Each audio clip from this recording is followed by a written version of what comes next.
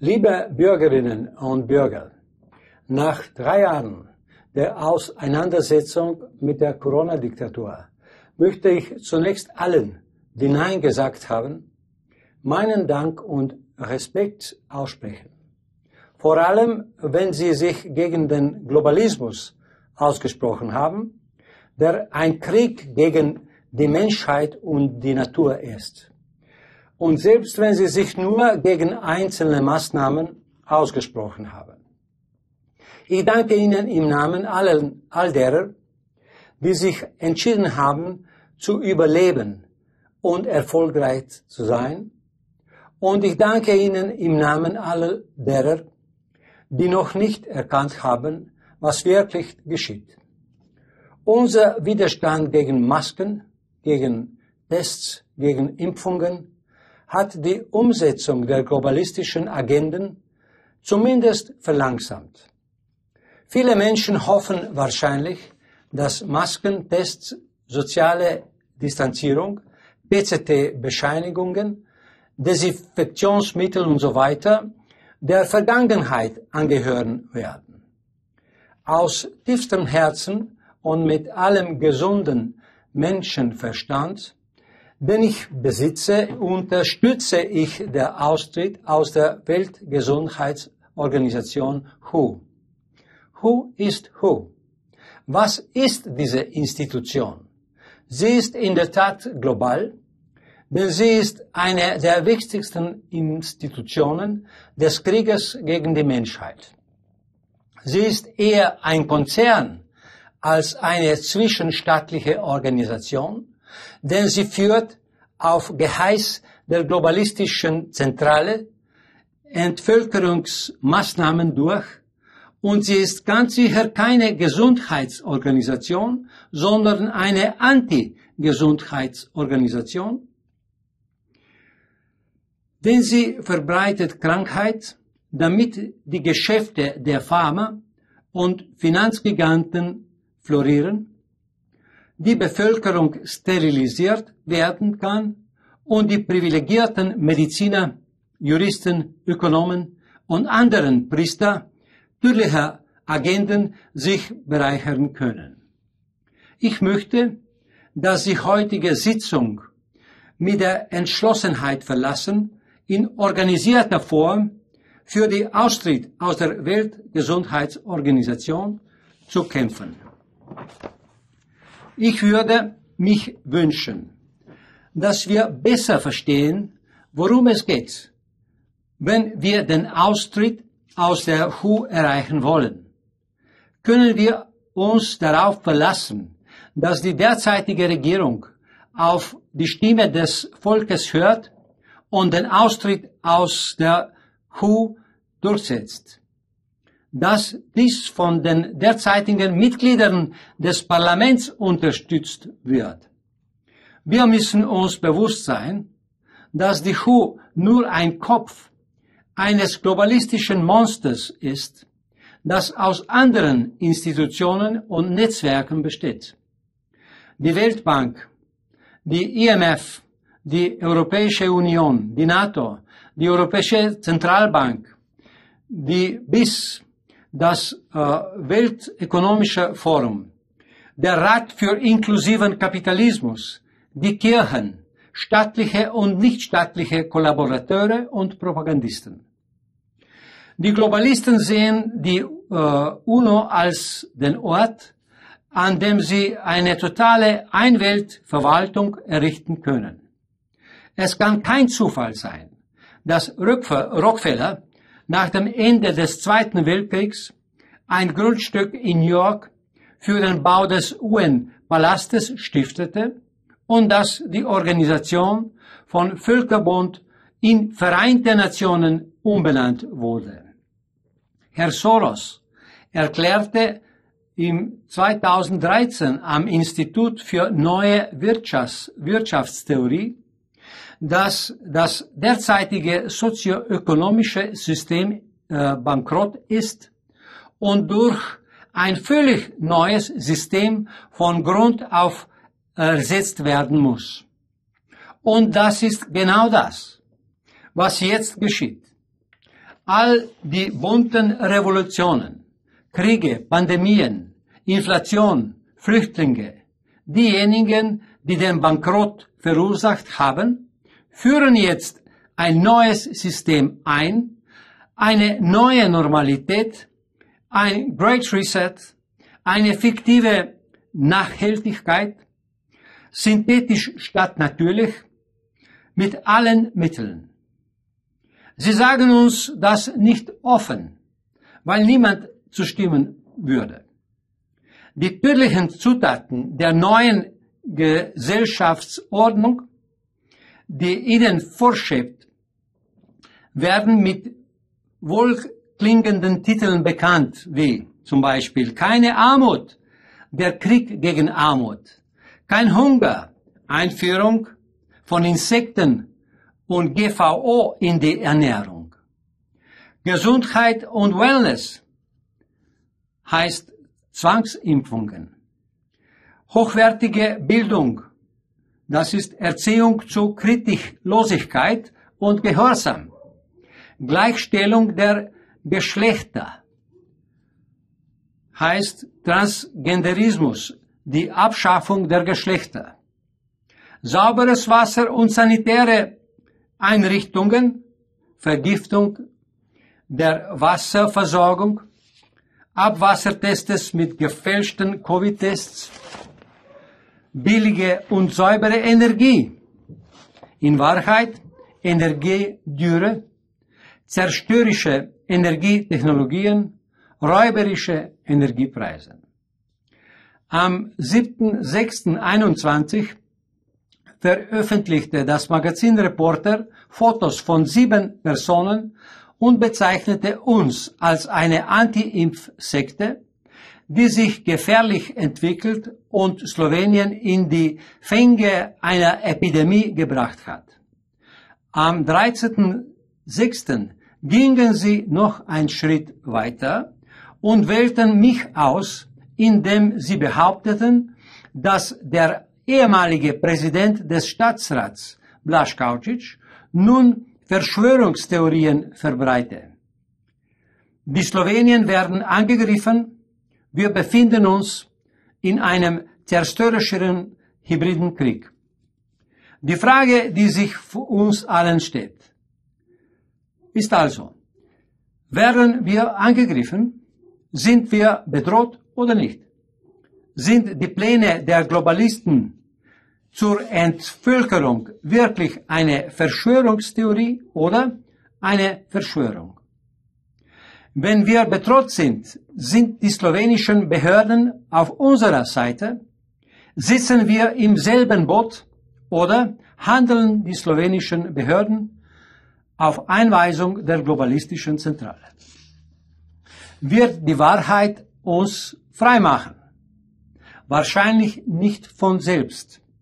Wir werden ihr helfen müssen, indem wir politisch klar organisieren und uns auf eine unbestechliche Wissenschaft stützen.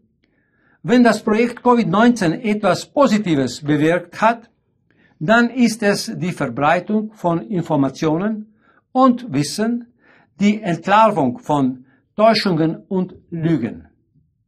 Auf der einen Seite ist alles bekannt, aber auf der anderen Seite arbeitet die Alternative zum Globalismus in einer Vielzahl von verschiedenen Richtungen, oft mit großen Widersprüchen innerhalb der alternativen Bewegungen selbst. Wir befinden uns also in einer Situation, in der die Globalisten mit militärischer Präzision organisiert sind und die Befehls- und Ausführungslinie effektiv funktioniert. Die Gegner des Globalismus werden erst dann gewinnen, wenn wir in den einzelnen Nationalstaaten Verteidigungs- und Befreiungskomitees gebildet haben. Wir können uns nicht darauf verlassen, dass eine globale Macht uns befreit. In allen lautstarken Bewegungen der vermeintlichen Alternative werden die Verbindungen mit dem globalistischen Zentrum aufgedeckt. gegen Covid-Impfstoffe zu kämpfen und gleichzeitig am 4. industrielle Revolution teilzunehmen, ist nur eine Form der modernen Schafzucht. Einige der erkennbaren Signale von Demagogen sind globalistischen und unterstützenden quasi antiglobalistischen Netzwerken, sind die Begriffe Reimagining, Reinventing, Exciting, Resilience, als ob wir neu erfinden müssten, wie wir leben und arbeiten wollen, und dass dies synthetisch, Kunstintelligenz und Blockchain gestützt und aufregend sein sollte. Eine Kultur der Hysterie über die massenhaft formatierte Bevölkerung, wie Matthias Desmet sie beschreibt. Diejenigen, die wissen, was dem Spiel steht, sind durch ihr Fachwissen dazu aufgerufen, die grundlegenden Lügen des modernen Imperialismus aufzudecken. Die größten Banken haben begonnen zu scheitern, angeführt von der führenden Kryptobank, der Silicon Valley Bank.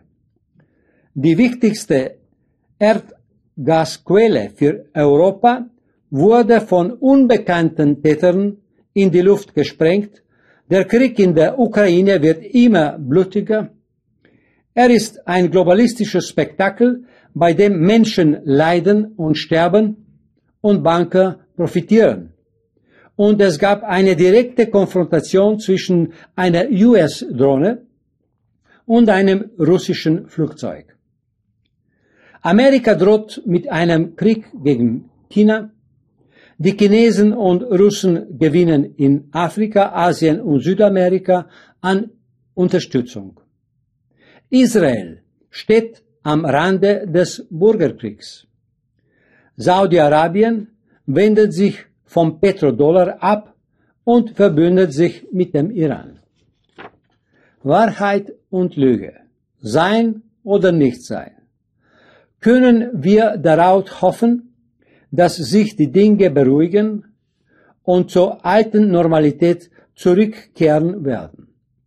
Wir können sehen, dass alle Probleme der gegenwärtigen globalen sozialen Krise bereits vor dem Ausbruch der Corona-Krise vorhanden waren. Seit dem Ersten Weltkrieg ständige Kriege in verschiedenen Teilen der Welt, Pandemien, Terrorismus, Inflation, Vergiftung der Umwelt, der Menschen, der Tiere, der Lebensmittel, wachsende Ungleichheiten zwischen den extrem Reichen und dem Rest. Und dazwischen die goldenen Jahre des westlichen Kapitalismus von 1945 bis 1970.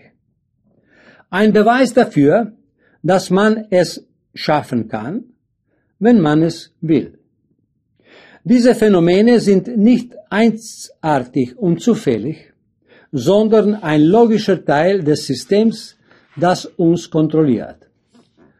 Auch die Ergebnisse der von Srečko Šorli veröffentlichten Studie zur Übersterblichkeit sollen nicht überraschen.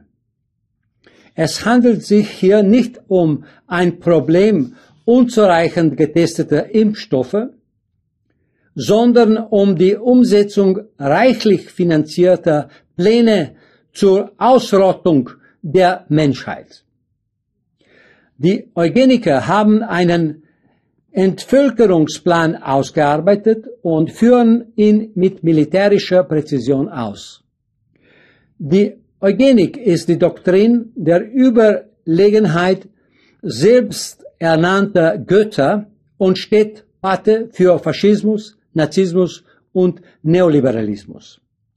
Auch der Marxismus wird im Rahmen des Globalismus und damit der New Age Pseudo-Linken instrumentalisiert. Jahrzehntelang haben die Globalisten Dogmen und in Schlüsselbereichen der Menschlichkeit Gesellschaft entwickelt und gefördert. Das US-Imperium hat eine Reihe von Präventivkriegen unter dem Vorwand geführt, die Demokratie zu verteidigen und einzuführen. Vietnam, Irak, Libyen, Afghanistan, Jugoslawien, Ukraine. Doch Sheldon Wolin, ein führender amerikanischer politischer Philosoph, zeigt auf, dass man im imperialen Zentrum und in die Vasalstaaten nur oberflächlich auf der Ebene der Wahlkampfsrituale von Demokratie sprechen kann. In der Substanz aber von invertiertem Totalitarismus. Eine funktionierende konstitutionelle Demokratie ist also etwas, das wir noch nicht erreicht haben. 17 der sogenannten Ziele für nachhaltige Entwicklung, der Great Reset, die 4. industrielle Revolution, beruhen auf der Annahme, dass Kohlendioxid schädlich ist, während die unverfälschte Wissenschaft zeigt, dass Kohlendioxid das Gas des Lebens, die Grundlage der Photosynthese, die Nahrung der Pflanzen und eine temperaturabhängige Größe ist. Analysen über Tausende von Jahren zeigen, dass die derzeitige Menge an Kohlendioxid an der unteren Grenze der Wachstumsförderung von Leben liegt. Es gibt keine Hinweise auf einen langfristigen globalen Trend zu Temperaturanstieg. Es gibt ein Dilemma in Bezug auf das Virus, ob es eines ist oder nicht. Selbst innerhalb der alternativen Bewegungen ist es ein Tabuthema. Aber wenn wir uns die Übersetzung des lateinischen Wortes Virus ansehen, entdecken wir vielleicht eine subtile, versteckte Botschaft in der Rockefeller-Medizindoktrin. Es ist ein Gift. Und bei all der Vergiftung, die die Globalisten durch Glyphosat, Quecksilber, Dioxin, Polychlorbiphenyl, Geoengineering, Chemtrails, elektromagnetische Strahlung, Massenmedien anrichten, hat ein potenziell pathogener Virus nur noch wenig zu tun. Das grundlegende Dogma des modernen Globalismus ist das Dogma des Geldes. Was Geld ist und was Geld nicht ist. Dieses Dogma garantiert unbegrenzte Geldenmenge für die Umsetzung der globalistischen Pläne und für die vollständige Unterwerfung von Wissenschaft, Kunst, Wirtschaft, Stadt und lokaler Verwaltung. Die technische Form des Geldes selbst, Banknoten, Münzen, Schecks, Gold, Silber, Gutscheine, elektronisches Geld und so weiter, ist sekundär. Wichtig und dogmatisch umrankt ist die Frage der Konzession zur Geldproduktion.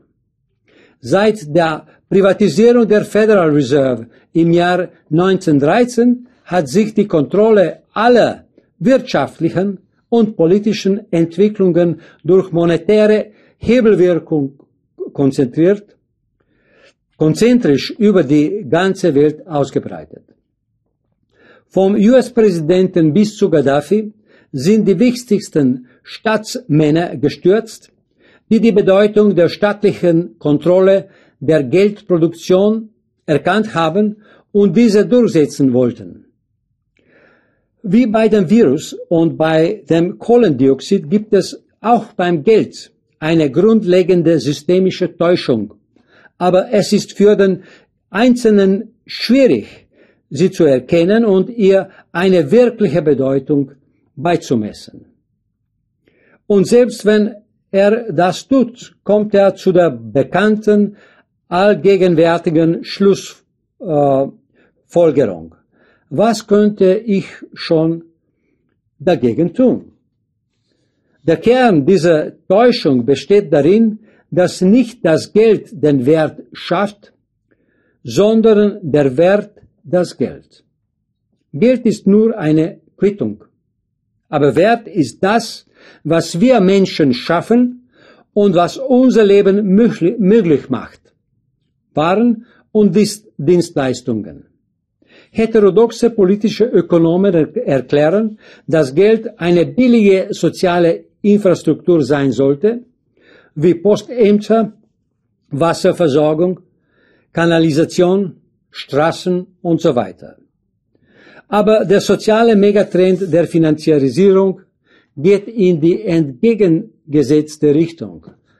Anstatt Geld zu sozialisieren, privatisieren die Globalisten die soziale Infrastruktur. Und der Prozess steht sich in der Privatisierung der Natur und Lebens fort. Und nein, Kryptowährungen sind nicht die Lösung, sondern eine der Waffen der Globalisten, wie Börsen und bedingungsloses Grundeinkommen, UBI. Geld sollte dem Nationalstaat untergeordnet werden und der Nationalstaat sollte den Bürgern untergeordnet werden. Nieder mit dem Globalismus, raus aus der WHO. Wir wollen ein freies, souveränes Land mit freien Bürgern. Wir wollen eine gesunde soziale und gesunde natürliche Umwelt.